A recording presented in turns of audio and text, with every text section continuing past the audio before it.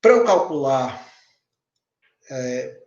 a declividade mínima, eu dependo do coeficiente de Manning. Esses coeficientes de Manning são tabelados, tá? E assim também é a declividade mínima. Então, coeficiente de Manning, por exemplo, PVC 0,010, está aqui a forma de declividade mínima. Tá? Concreto, que é o que a norma solicita para você calcular, 0,0055 vezes Q elevado a menos 0,47. Então, quando eu uso essas declividades mínimas, sempre eu vou atingir uma tensão trativa de pelo menos 1 Pascal, certo? Então, vamos ver aqui agora o passo a passo. Tá? Nós não vamos fazer exemplo, como eu já disse, mas vamos ver aqui o passo a passo. E a parte da soleira eu vou falar quando a gente for ver a parte de construtivo, certo? Mas nada, eu comentei mesmo, né? A soleira positiva é quando. Agora, o Felipe falou, me lembrou aqui. A soleira positiva é quando o nível, né, está acima da rede coletora. Negativa é quando o nível está abaixo. Então vamos lá, qual é o passo a passo? Né? Você vai pegar todos os. Né, pegar aquela vazão, calcular P vezes Q, né, Qzinho, população vezes o Qzinho, vezes a taxa que você vê, vezes o comprimento total, então por 1, em A1, dividido por 86.400, né? Calcular as taxas, então para cada trecho que é que eu vou fazer, vou ter conhecimento da vazão de início e a vazão de fim de plano, certo? Como é que eu vou fazer isso? Eu tenho a taxa de contribuição linear de início e a taxa de contribuição linear de fim de plano. Multiplico pelo comprimento, vou ter a vazão de início e a vazão de fim de plano. Calculei. Deu menor do que 1,5, adota 1,5. Deu maior, adota o próprio número que deu, certo? Diâmetro, como eu falei, não pode ser menor do que 100. Fez uma obra pública, então você vai usar 150, certo? Declividade, aquela tabela que você viu ali, né? Não deve ser inferior à mínima admissível, né? E nem superior à máxima. Então, cada trecho lá vai ter que ser verificado pelo critério da tensão trativa, né? Então, você vai ter um tal, vai ser igual a 1 Pascal, vai ser calculado pela vazão de início de plano, e um coeficiente de Manning de 0,013. Lembrando que a declividade mínima que vai satisfazer essa condição é aquela, 0,0055 vezes a vazão de início de plano elevada a menos 0,47. A declividade é dada em metro por metro e a vazão em litro por segundo. Tá? Para coeficiente de Manning diferente de 0,013, os valores de tensão trativa média e declividade mínima a adotar devem ser justificados. Tá? A declividade máxima admissível é aquela em que você tenha com a velocidade de fim de plano de pelo menos 5 metros por segundo.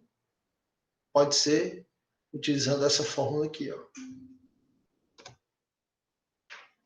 Então, quando a velocidade de fim de plano é superior à velocidade crítica, a maior velocidade, a maior lâmina admissível deve ser de 50%, tá? Do diâmetro do coletor, assegurando-se a ventilação do trecho.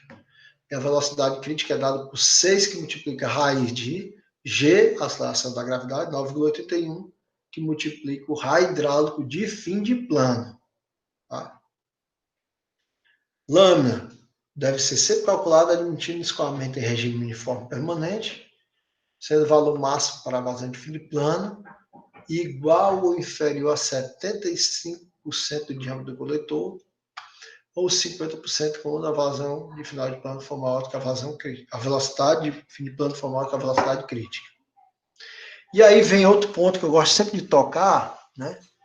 Que é a condição de controle de remanso. Vocês chegaram a ver isso? Parte de controle de remanso? Na disciplina?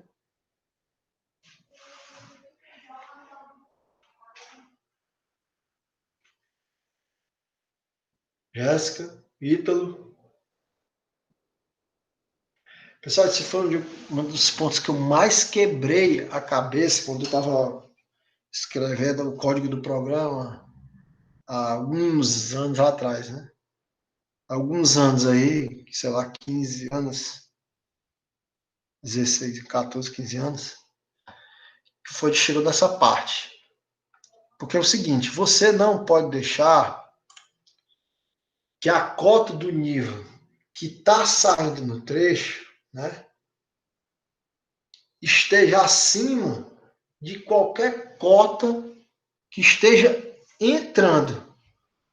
Ou seja, o nível da lâmina d'água de saída tem que ser ou igual ou inferior ao nível dos que estão chegando.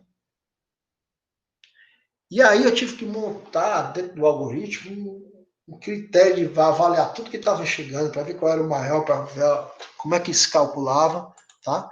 E nós vamos, acho que hoje ainda, não sei, que eu não lembro aqui da sequência exata, nós vamos ver como é que se faz isso aí.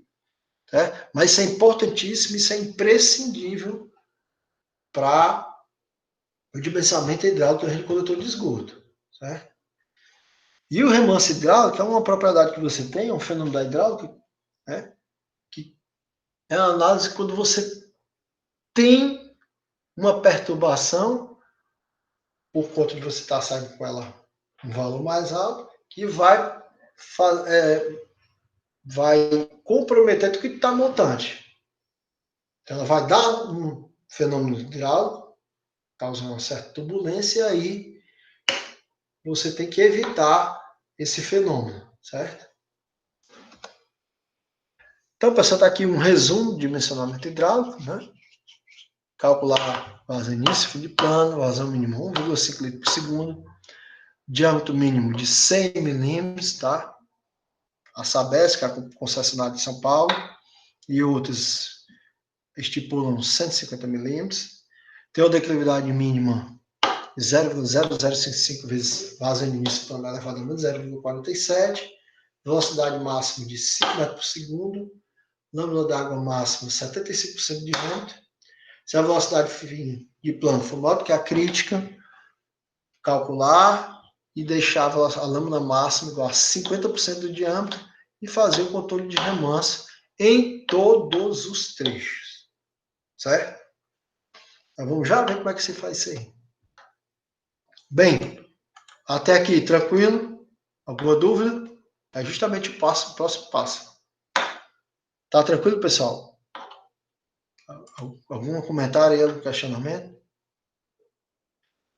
Bem, isso aqui que vocês vão ver é importantíssimo, tá? Então, como é que eu faço esse controle do remanso que todos os programas de dimensão hidráulica, dimensionamento hidráulico, eles fazem, né? Para a rede de esgoto, automaticamente. É o seguinte, um ponto é quando eu tenho, vocês vão ver claramente aqui nessa figura, tá? Então, eu venho com o diâmetro aqui e tive que aumentar. Quando é que você precisa aumentar o diâmetro? Por exemplo, quando eu tenho uma vazão, aquela vazão não me dá mais suporte, quando eu fizer todos os cálculos, ela não me dá mais suporte para que aquele diâmetro seja aquele. Vai ter que ser um diâmetro maior, como poderia ser o caso aqui, desse trecho aqui. Ó. Né? Vamos supor, esse aqui está recebendo tudo que está montante, então, na hora de calcular, na soma das vazões, ele não suporta mais os 150, ele tem que ser 200. Então, vai entrar nesse caso aqui. Tá? Então, tem que aumentar o diâmetro, né, no trecho jusante. Só que o recobrimento desse PV aqui, né, ele é o mínimo. Tá? A profundidade dele aqui é o mínimo, é a mínima, ou seja, é só o recobrimento somado com o diâmetro. Então, eu posso controlar o remanso, ou seja, de modo que essa lâmina do trecho de jusante aqui não saia maior do que o de montante, alinhando as tubulações pela geratriz superior. o que é que eu vou fazer? Eu vou pegar esse tubo aqui e vou alinhar com esse aqui, ó. Evidentemente que aqui vai estar mais profundo para cá, né? É claro, porque esse diâmetro aqui ele é maior do que esse aqui. Então, a profundidade do tio ou do PV, ela vai ser acrescida da diferença dos diâmetros. Então, se eu pegar esse exemplo aí de 0,15 e 0,2, né? Ou seja, esse aqui sai com 200, esse aqui entrou com 150, eu tenho que aumentar 0,05 da profundidade desse PV. Então, lá no projeto, não sei se vocês viram isso aqui, mas eu vou dar um exemplo. Vocês lembram que tem o que a gente chama de linha de chamada, né? A linha de chamada de um PV, ela vai me dar a cota do terreno e a cota do coletor. Aí vocês podem ver bem aqui, ó. Então, esse PV, o detalhamento dele vai puxa a linha de chamada, né? E aí tem a cota do terreno, que vai ser um valor em cima, e a cota do coletor, que vai ser um valor embaixo. Tá? E aqui, pessoal, esse vai ser diferente desse. Porque a cota do coletor desse, lembrando que eu estou falando daquele exemplo, vai ser diferente porque esse diâmetro aqui é de 150 e esse aqui é de 200. Eu estou usando a câmera aqui para quem não está vendo. Então, esse coletor aqui, ele vai ser 200. Essa profundidade aqui é maior do que essa aqui. Então, geralmente, você puxa outra linha e vai informar que essa cota de coletor de jusante é diferente dessa aqui. Tá? Esse rebaixamento aí é o que a gente chama de degrau. Tá? E aí você geralmente coloca um pontinho assim, ó. Assim, um pontinho para cá, né? Para dizer que nesse trecho aqui o fundo do PV vai ter que ser rebaixado.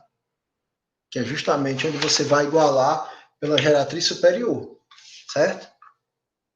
Então, se você tiver um aumento de diâmetro, tá aqui nesse resumo aqui, e o recobrimento é mínimo, eu vou alinhar as tubulações pela geratriz superior. Foi entendido aí para vocês? Tranquilo? Show de bola? Bora lá, se manifeste aí, por favor. Tranquilo, pessoal? Deu para entender? Eu vou usar a câmera, viu? Tá? Sim ou não? Deu, Oi, Ítalo. deu para entender. Pronto, beleza. Vamos ver os outros casos. Ó. Então é o seguinte. O outro caso é... Ah, tá certo, Samuel. O recobrimento. Ele não é o mínimo, ou seja, a profundidade, tá? Vou até mudar aqui esse termo.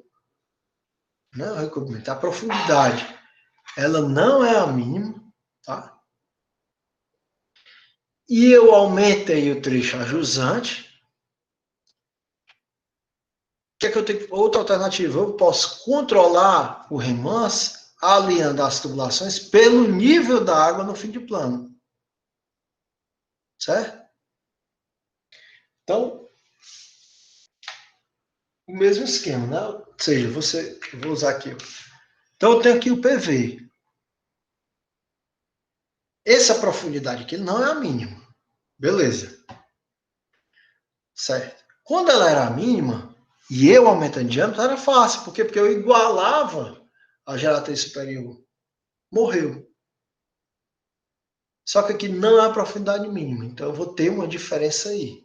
Né? O que é que eu vou fazer? Eu vou pegar qual é, certo? A lâmina das tubulações que estão chegando de fim de plano, certo?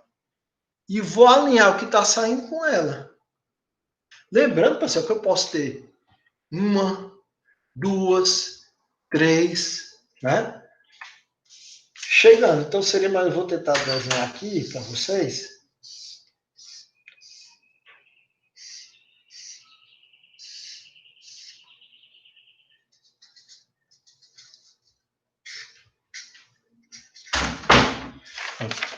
Nesse desenho aqui, que eu fiz, meio tosquinho, mas acho que ainda vai dar para entender. Isso daqui, ó. Então, eu tenho uma tubulação chegando aqui, outra aqui, né? E outra que viria de lá. Então, eu tenho 3 chegando e uma saindo. Esse diâmetro aqui é diferente, tá? Ele é maior do que esses aqui. E essa profundidade não é a mínima. Então, o que fazer? Ora, pessoal, eu vou fazer o seguinte. Eis onde entrava a parte do algoritmo ficar complicado. Eu tinha que verificar essa lâmina aqui para fim de plano, essa e essa. Então, eu pegava essas 3 e comparava com o que estava saindo. As 3 eram maiores do que a que estava saindo, beleza, não tinha problema. Não, era menor, aí eu tinha que verificar qual é que é a menor. Essa aqui é menor, essa aqui era menor, essa aqui é menor. Não, era essa aqui. Então, eu ia ter que fazer, igualar aquela, certo? Para que as linhas d'água se coincidissem. Então, se eu tivesse aqui maior do que qualquer um que estava chegando, eu ia ter que sempre verificar ela pelo menos pela maior, né? Então, quando eu tenho a profundidade superior à mínima e aumento do diâmetro, eu vou alinhar as tubulações pela lâmina d'água no fim de plano, certo? Então, esse é o controle do remanso. Com isso aí, pessoal, eu evito que eu tenha aquele fenômeno hidráulico, que é de o esgoto voltar e perturbar tudo que está no montante dele, certo? Alguma dúvida aí? Ficou entendido? Como é que isso aí vai aparecer? Eu não vou ter que aprofundar. Vocês podem ver aqui, ó, a profundidade do tio, o PV é acrescida a diferença entre as lâminas. Então, vou aprofundar. Quando você coloca lá, você não preenche, todo mundo lembra que preenche uma planilha, né? Tem que preencher aquela planilha todinha, que é o dimensionamento hidráulico da rede. Quando você tem o campo observações, daí eu coloco lá degrau de tanto. O que é esse degrau, pessoal? É apenas o rebaixamento do PV devido ao controle de remanso, certo? Então ele vai lá no campo observações, tá? Então, ficou entendido para todo mundo?